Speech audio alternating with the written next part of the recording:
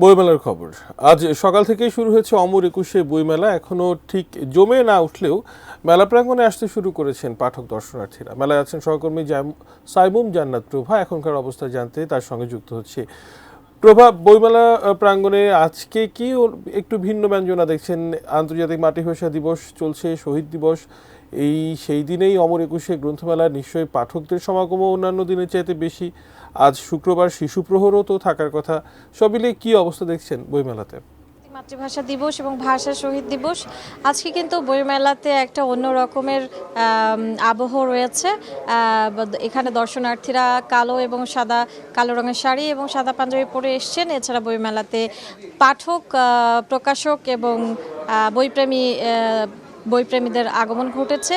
আমরা খুব সংক্ষেপে এখন কথা বলবো একজন লেখকের সঙ্গে। আমরা জানবো তার অনুভূতি এবং আজকে যেহেতু আন্তর্জাতিক মাতৃভাষা দিবস, এই দিনে আপনার বইমেলাতে এসে কেমন লাগছে? সবাইকে একুশে শুভেচ্ছা। এই দিনে মেলা এসে খুবই ভালো লাগছে।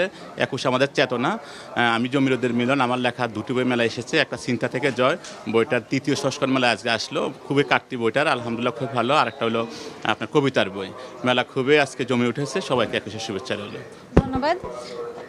দর্শক, আজকে কিন্তু 21শে ফেব্রুয়ারি উপলক্ষেও বইমেলাতে নতুন করে বিভিন্ন ধরনের লেখকদের নতুন বই প্রকাশিত হচ্ছে। বইমেলাতে আমরা বিভিন্ন প্রতিষ্ঠান থেকে এবং দলগতভাবেও অনেক দর্শনার্থী এবং বইপ্রেমীদের আগমন কিন্তু আমরা দেখতে পেয়েছি।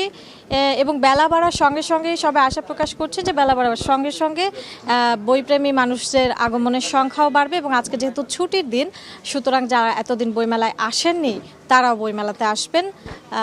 তো শশী, এই ছিল বইমেলা প্রাঙ্গণ থেকে সর্বশেষ খবর।